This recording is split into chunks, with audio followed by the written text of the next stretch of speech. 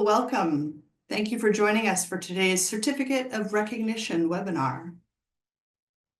My name is Jennifer Dirksen, the Manager of Occupational Health and Safety at SafeCare BC, and I will be your host today. Today's webinar is brought to you by SafeCare. We are the industry-funded nonprofit health and safety association to ensure injury-free, safe working conditions for continuing care workers in BC. Before we get started, there's a few housekeeping measures. I recognize, and I wanted to start with a land acknowledgement. So I recognize that we're gathered on the ancestral and unceded territory of First Nations, Inuit, and Métis people across British Columbia. We thank them for being good caretakers of the land and allowing us to be visitors on this shared territory to do good work. And some housekeeping before we get started. The webinar is being recorded. After the webinar, we will share a link to the recording, the slides, and any additional resources. We certainly encourage you to visit the content and share it with your colleagues. To minimize distractions, we have disabled the attendee cameras and the microphones, but you can still ask questions to us. There's a Q&A button just at the bottom of the window, so feel free to type in a question and I will either pose it to one of our attendees today and then in the moment or at the end when we have a Q&A portion. Let me introduce our speakers today. Liz Kim will be speaking to us first from the British Columbia Municipal Safety Association, often called the BCMSA. She has been actively involved in health and safety sector for the past 5 years. She initially joined the BCMSA with the training portfolio before she transitioned to being the first Certificate of Recognition specialist with the association. Liz will be speaking with us today about the CORE program, which is a voluntary WorkSafe BC program that recognizes and financially rewards employers that have proactively elevated their health and safety program beyond the legal requirements. Our other guest today is Jeff Gilbank. He is leading the change at the Chilliwack Society for Community Living as the Director of Continuous Quality Improvement and one of the Society's internal core auditors. As a SafeCare BC member, Jeff will be speaking about the Society's experience with gaining and maintaining their core certification for over a decade. All right, I will stop sharing my screen and hand it over to you, Liz. Thank you, Jennifer. Good morning, everyone. Thank you very much for attending today's session. As Jennifer said, my name is Liz, and I am the core specialist here at the BCMSA, and I'm very happy to speak with you about the CORE program today. For those of you who are unfamiliar with CORE, I hope this webinar provides you with valuable information that highlights the benefits of the certification, why it's a valuable opportunity for organizations such as yourselves to commit to enhancing workplace health and safety standards. My goal for today is not only to inform you about CORE, but also demonstrate how it can serve as a strategic asset to your organization. So I will begin. All right. Just a little bit of information about the BCMSA. The association started in 1991, and as many of you may know, we do provide training and resources to mostly the municipal sector. However, with the CORE portfolio, we've grown that out to our naturally aligned organizations as well. These organizations, they fall under many different sectors across British Columbia, such as SafeCare BC organizations, community social services organizations, health authorities, and school districts as well. In 2010, the BCMSA became a certifying partner for WorkSafe BC for their CORE program. And we've certified approximately 60 organizations across many different sectors. So at this time in British Columbia, there are 9 certifying partners covering a vast number of industries and organizations. So the BCMSA, we service organizations who are falling under obviously the municipal sector, but also what we call naturally aligned organizations, and that is organizations such as yourselves. So I want to give a little bit of explanation on what a certifying partner, what their services entail.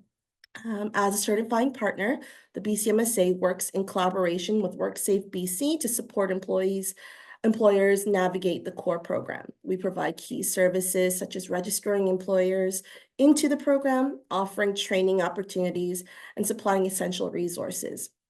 And at the end, I will show you or send an email out about our resources page.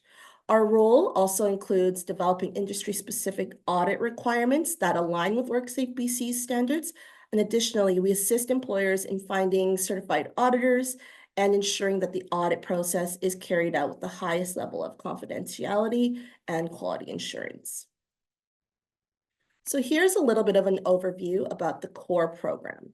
The core program, as Jennifer mentioned, is a voluntary incentive program that recognizes companies who develop and implement health and safety and injury management systems that meet and exceed the industry standard.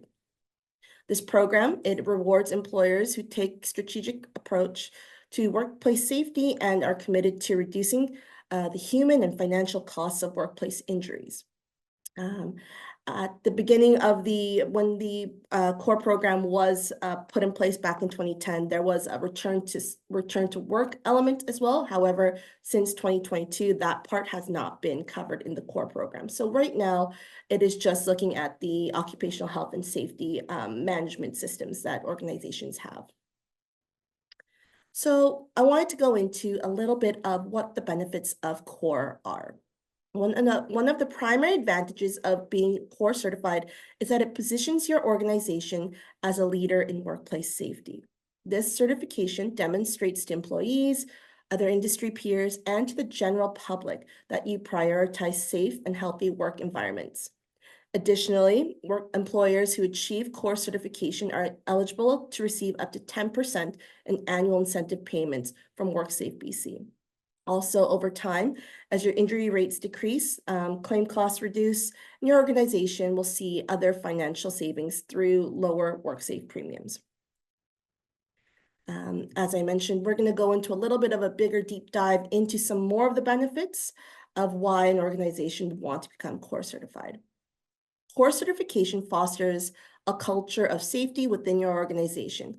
It showcases that the leadership in your workplace are believing in a system and your health and safety systems to make sure that they are exceeding those regulations. It not only just shows that the employees are doing a good job, but it shows that the senior management are really looking at fostering a culture of safety. A safe and secure workplace leads to a healthier and more motivated workforce, which translates into hopefully fewer injuries, reduced absenteeism, and greater productivity. This commitment to safety ensures that the employees go home every day safely, which is the ultimate goal. As mentioned in my previous slides as well, that there was a financial saving that you will see once you become core certified. This is probably one of the biggest reasons why organizations do want to become core certified. On average, we do see that organizations who are core certified see a remarkable reduction in injury rates by up to around 12%. And this was a study done in 2019 by UBC. And I don't know if many of you have seen that report, but yes, that's where I got these numbers from. Core certified organizations tend to also have improved experience ratings with WorkSafe BC. A better rating can lead to discounts on your premiums, which can translate into significant savings for your company. Additionally, as I mentioned, there is that 10% in annual incentive payment. So it's not only when you first certified, it's every year that you are certified, you get this 10% incentive payment from WorkSafe, just for being proactive about workplace safety. So this calculation is a formula that we have on our website as well. And I just used a random calculation, and this is based off the classification unit of 766011. As you will see that the calculation gives you a clear picture of the potential savings. And so You'll see that it's the payroll, accessible payroll, and the base rate of 4.15 as of 2024. So you will divide the accessible payroll by 100, multiply that by the base rate, and then multiply it by 10%. And this is what your average incentive could be. So a lot of organizations will use this saving for a variety of different things depending on their organizational needs.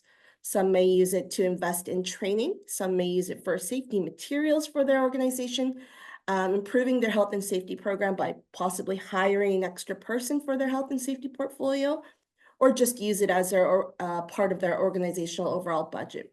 It is totally up to the organization on how they want to use this incentive, but it just shows that being proactive in health and safety and promoting a culture of safety, you can be promoting growth in your organization this way as well.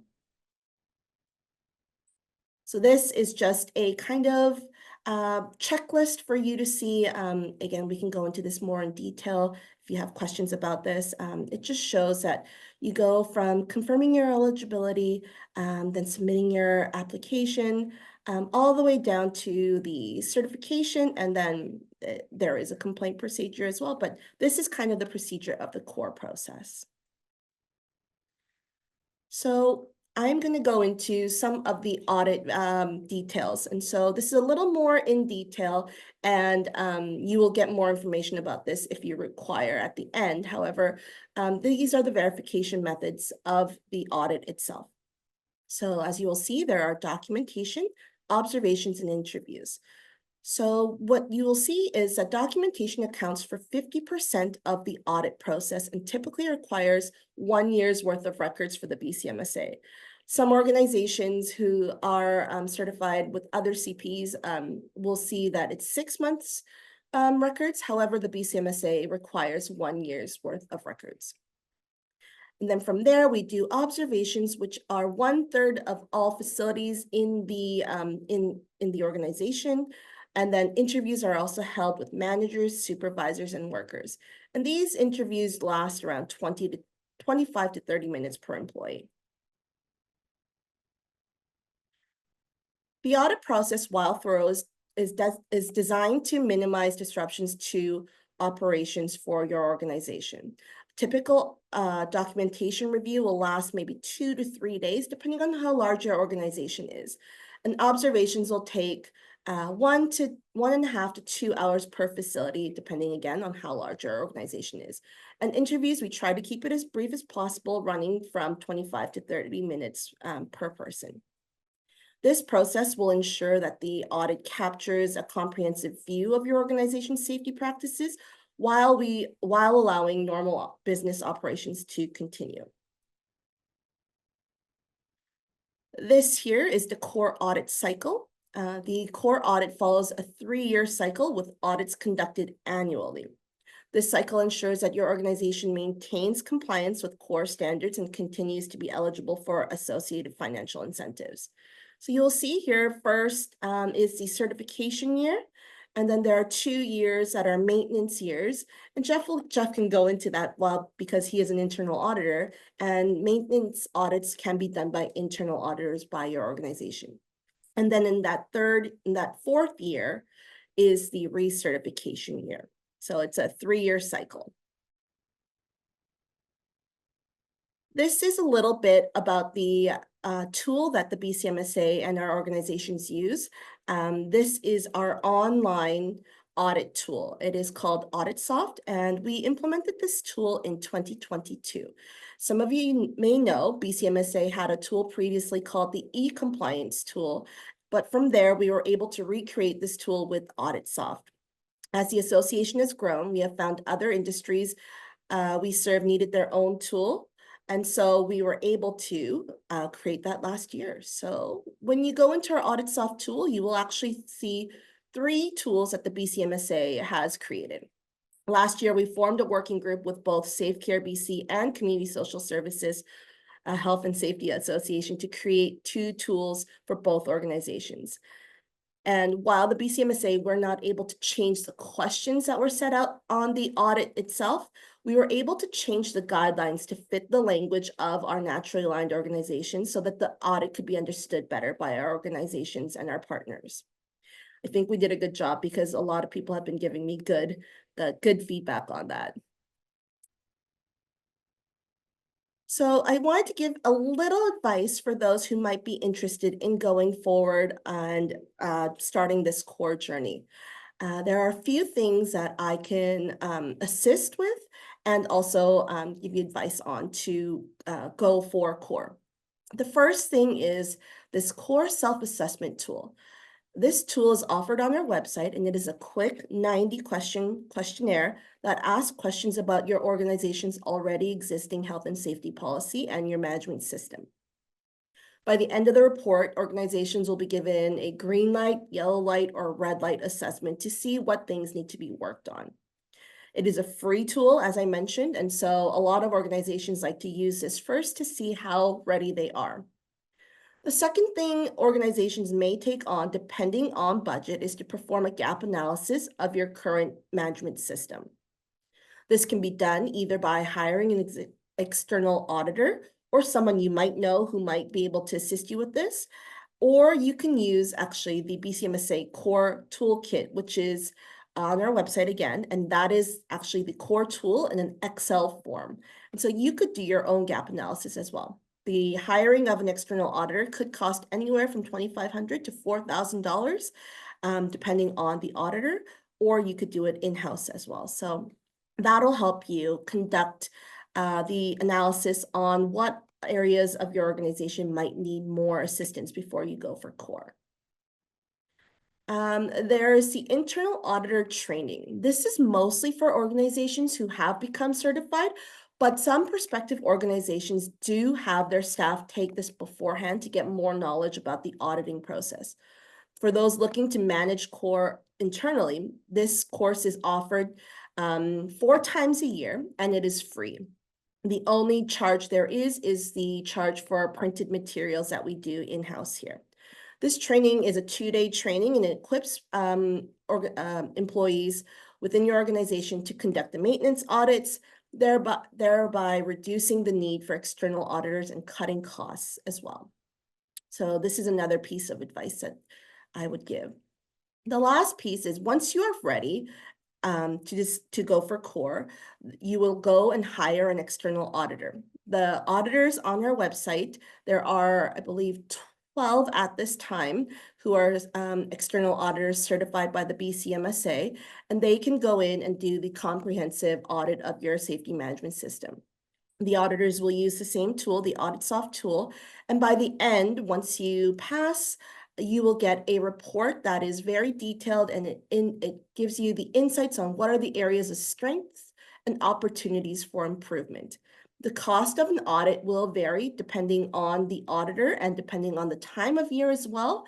But again, the return on that investment will be substantial once you get your financial incentives.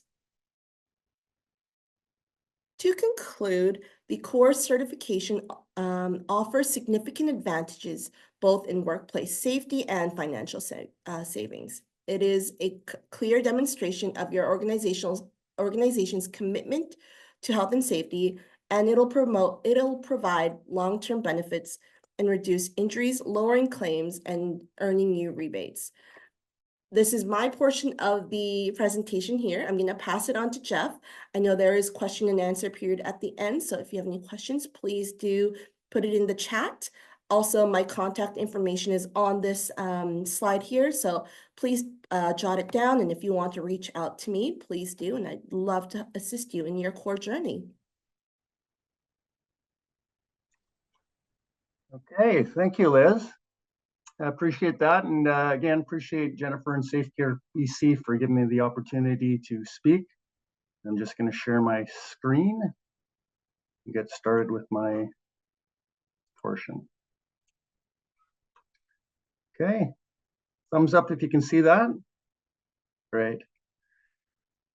Yeah, so as Liz mentioned, or as Jennifer had mentioned, I work for the Chilliwack Society for Community Living. We're actually recently changed our name to Inclusion Chilliwack Society, but that's still kind of in the works. And we our main mission is to support people with developmental disabilities, children with special needs in the Chilliwack area. We have about 400 employees, some full-time, some part-time, but that gives you the idea of the scope of the organization. And we support, over 600 individuals and their families. When you count everybody up, I think we're over 1,000 people within the Chilliwack area.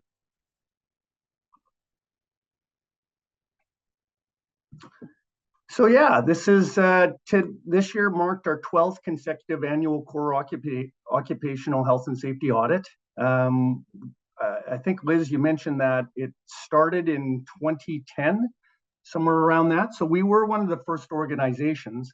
And I think we did that because we had already had a infrastructure set up around health and safety. We were very conscious about the work that needs to be done within organizations around health and safety practices and procedures. So we're kind of ready for this already. We certainly didn't have any employee designated as a health and safety specialist or anything like that.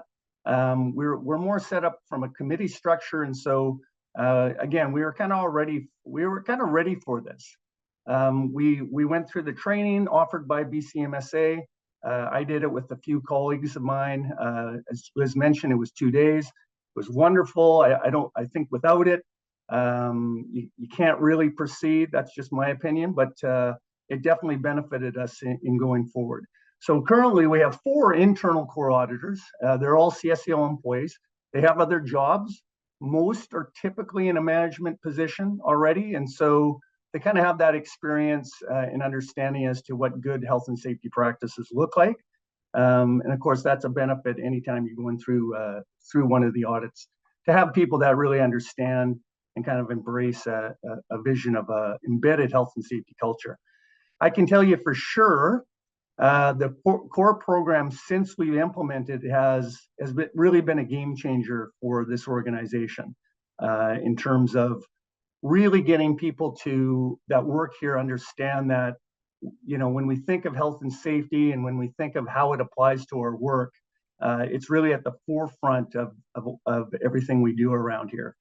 So when we talk about culture, I can confidently say that if you've been working at CSCL for the past few years, or you're new here, the first day you're going to understand that our focus really is keeping people healthy and safe when they come to work. The benefits, as Liz mentioned, again, it highlights the many positive aspects of your safety management system. It definitely helps identify gaps. I'll get to the details about what that looks like in a bit. For sure, it improves health and safety performance. I'll show you some statistics about that in a bit. And again, you see the rebates come back in real dollars. And for us, we kind of made the decision early that anything that we gained from this core experience, we were going to put back into our health and safety practices. So out of that, I mean, we've got equipment that we probably wouldn't have. We definitely have wellness initiatives that we probably wouldn't be doing if we didn't have these. Again, we didn't have this pool of money to kind of sink in. And again, it's this whole idea of having people understand that health and safety is important when you work here, and we're going to do all we can to make sure that the environments people are working in are at the top as far as health and safety practices. So here's some statistics, if you like those. These are the 8 elements that you're going to kind of look at, starting with organizational commitment, programs and procedures, hazard identification and control, training, education, and certification, inspections, incident investigation, program administration, and then joint health and safety committee. So when you're actually going through the audit, these are the 8 elements that are really looked at. Now, obviously, there's details underneath each of these elements, and I'm showing you the conformance percentage for CSCL in the last 5 years. As you can see, it kind of fluctuates. We've been doing this 12 years. You're looking at the last 5 years, so you're looking at some pretty, I would say, high numbers as far as compliance. And don't get discouraged if you're just starting out, because these are very achievable. It definitely helps if your organization has already experienced some kind of audit process. So for us, we're mandated by the province to be accredited. We chose an accreditation organization called CARF, and we've been CARF accredited for well over 20 years. So again, having that accreditation, also, as I mentioned before, having that organizational committee structure around health and safety has definitely helped prepare us. But I can say that if you are accredited and you're not core certified, you really should take a look at it, because you're probably already 70 to 75% in compliance. So if you look at all those numbers there, if you hadn't been core audited, those numbers would probably be at about 70 to 75% already if you're accredited. So again, I would really encourage organizations that are accredited to really look at this, because you're 3/4 of the way there already. Again, the implementation of the core program allows us to formulate health and safety goals for the society in ways we never could do before. And I've got some examples coming up here. So when everything hits the ground, people want to know, does this actually work? I can say that it does work, and it works in 3 key areas. The injury rate it's decreasing. It's probably not at a rate we'd like to see. Of course, we'd like to see no injuries, but the fact is that is a reality of the day. I can say since we've started the core program, we've definitely seen a decrease in our injury rate. That first bar, the blue, is our employee count. So as that increased, and you can see it's almost 3-fold since 2004. The total injuries, the red bar, does also increase, because you just have more employees, you're going to have more chances of more injuries. But that last line, the injury rate, the green line, shows there's a I wouldn't say a significant drop, but it's certainly decreasing throughout the years.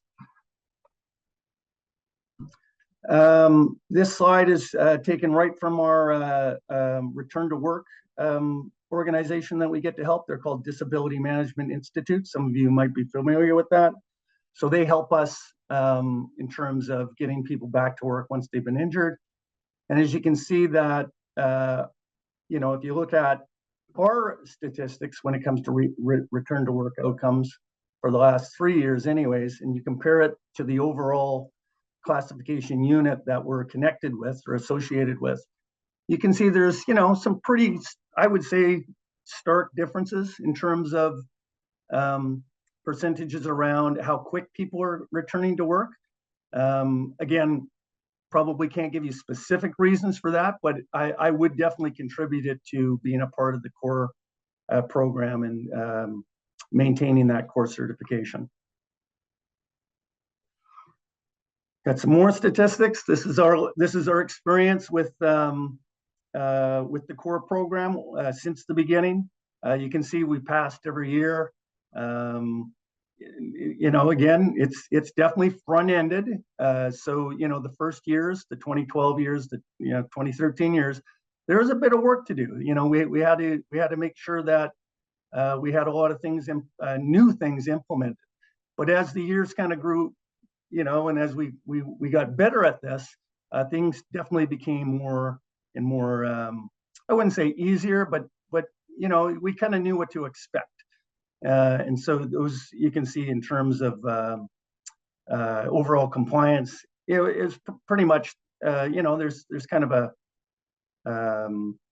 what did we start at 93%, and then we kind of had some dips there, but again, that's okay, because we, as you can see, over the last 12 years, we've got over 378 recommendations and actions.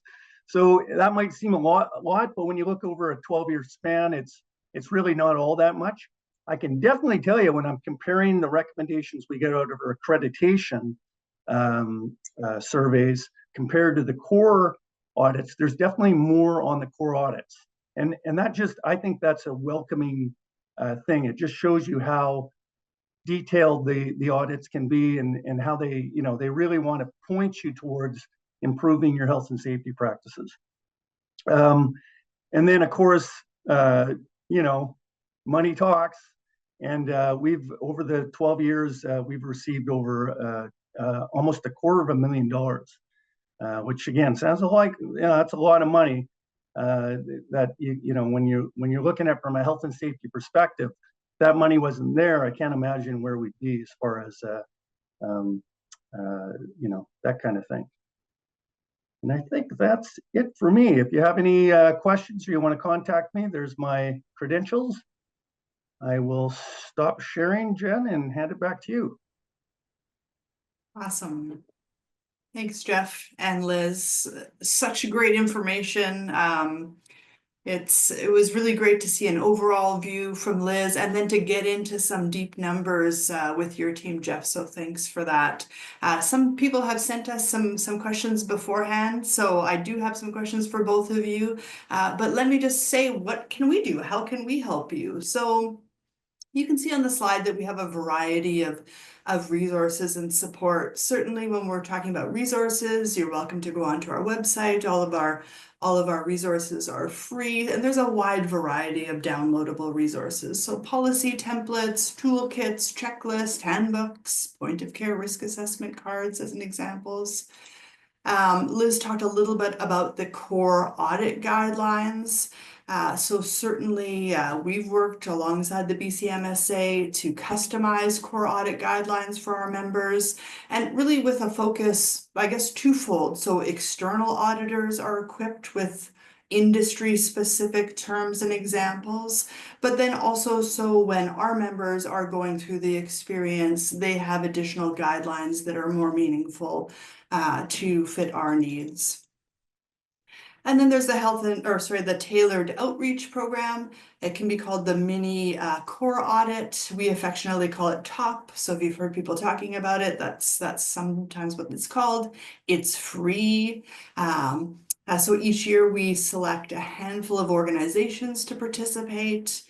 One of our industry experts conducts the gap assessment or analysis, where we can identify things that you're doing well at your organization, and then also some areas of improvement. We create an action plan to enhance the health and safety program. So if you're not quite sure or brave enough to start with core, then I welcome you to connect with us, and we'd love to talk to you about TOP.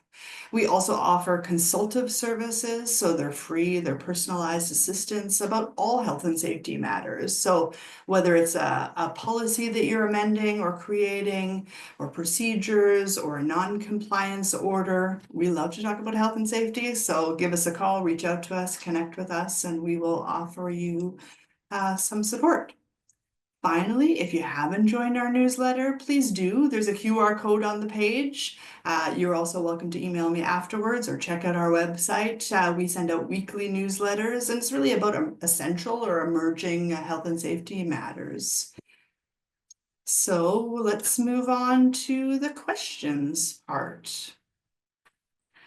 Before we get to the questions, I just really wanted to not leap over the fact that I'd like to just to recognize the work that Liz and Jeff put into this presentation. So thank you. It was very valuable and interesting. Even though I've spent a bit of time combing over all the core stuff, I still learned a little bit. So I hope our members did too. So thank you for that. Let's get into some of the questions.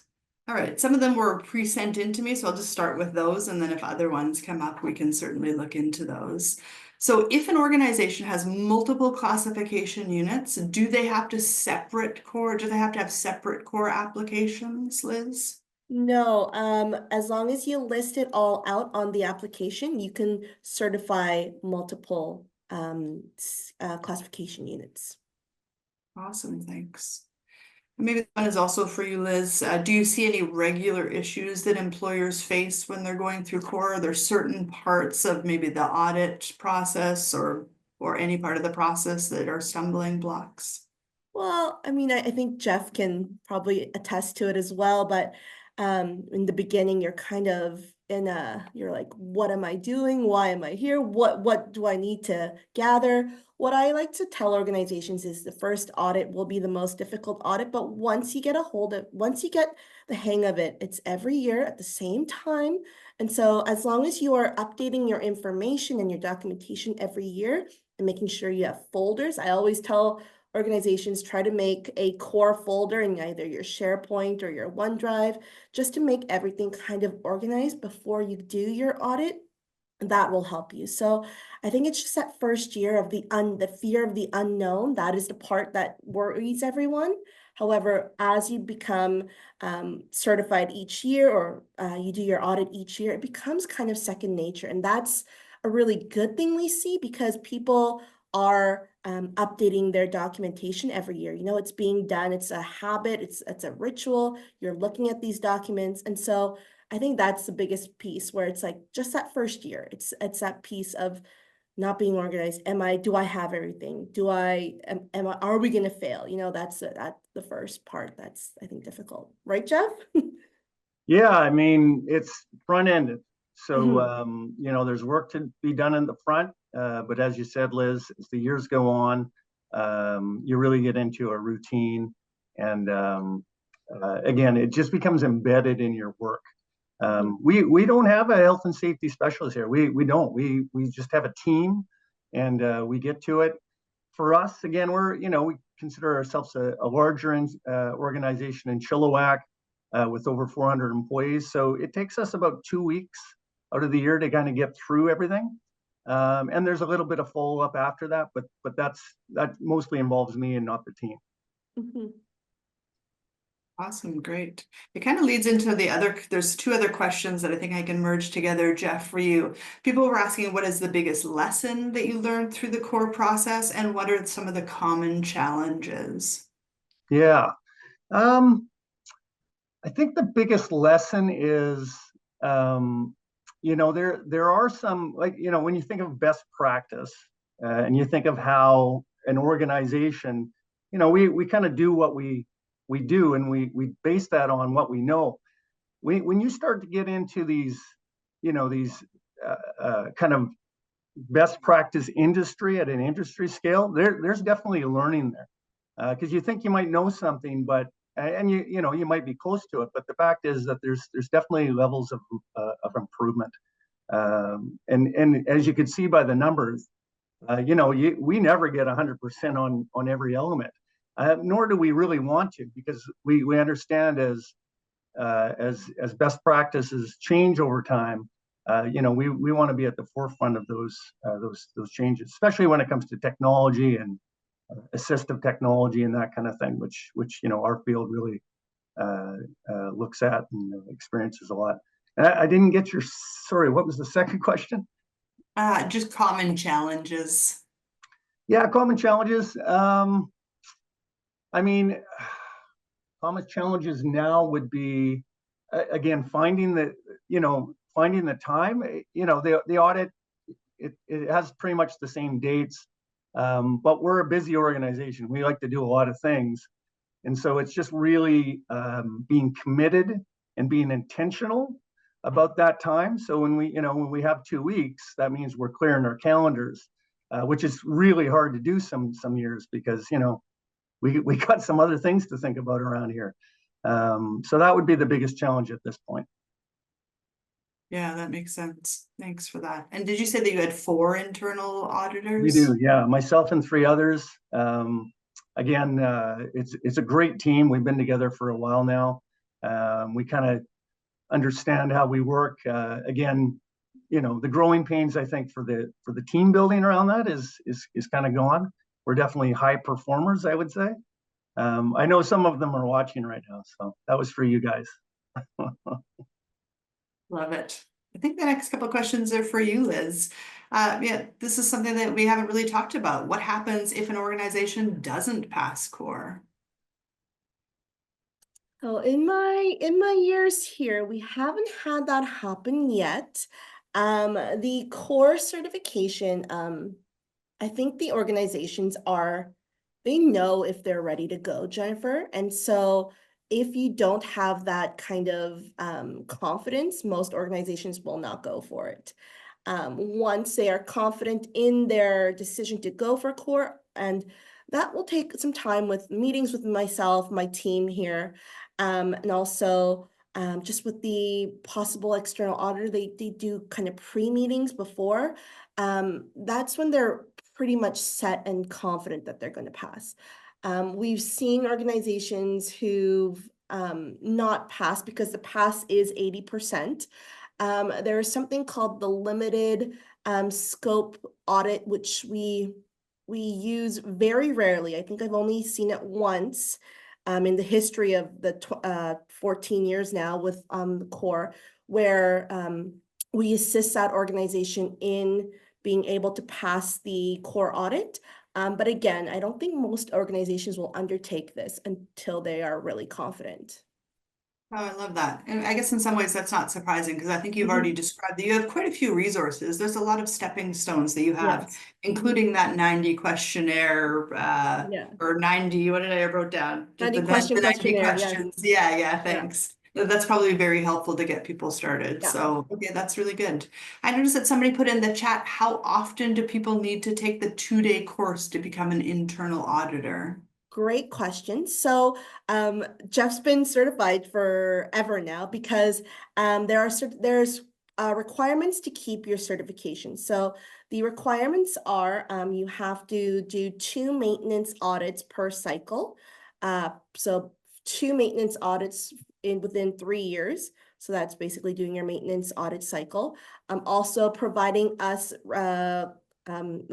recorded evidence of you partaking in 7 hours of training. And that can be anything from like a writing course or a leadership course or a team building course. It's just a course that you and your team of internal auditors can take to enhance your internal auditing skills. That may be taking part in a webinar like this, or attending our conference at some point, or attending your own conferences. As long as you provide the audit record and also your training record, you will continue to be a internal auditor forever and ever and ever. We do provide refresher courses. Now, because Jeff is a very veteran internal auditor, a lot of the refresher training might not be relevant, but we did put it on when we changed our audit over to AuditSoft. And then once we developed the SafeCare audit tool. So it's just a little bit of this is the new audit tool. This is how you want to work the audit tool, and answering some questions that might have come up. So we do refresher webinars at some point, but you don't have to take the course again. Awesome, great. Sorry, Jeff, that Liz called you a veteran, but it was with the most positive way that you Yeah, share I a lot meant of it in the experience with most us. positive way. Where is Thank it you. back? I'm sure through the years you've seen changes. So in order to maintain your internal auditor for all of your teams, so all 4 of you, what are there other ways that you've also used to apply to the BCMSA so that you're able to keep your core auditor status? Yeah, I mean, we love conferences, and so I know SafeCare PC with the BC Care Providers has a wonderful conference that qualifies as training because there's different seminars, and so yeah, we've taken that and used that as kind of our educational 7 hours training in the past. Which is wonderful because again, you're learning, plus it's a team building, exercise. So yeah, those are some of the things. I know that initially when I took the 2-day training, again, there was definitely a learning curve. If you have someone with that's kind of good at tech databases, the Auditsoft tools, friendly for sure, but it definitely helps to have some kind of understanding of how those things work for sure. Good insight. I don't think we have any other questions that are coming through the Zoom, and those are all the recorded ones.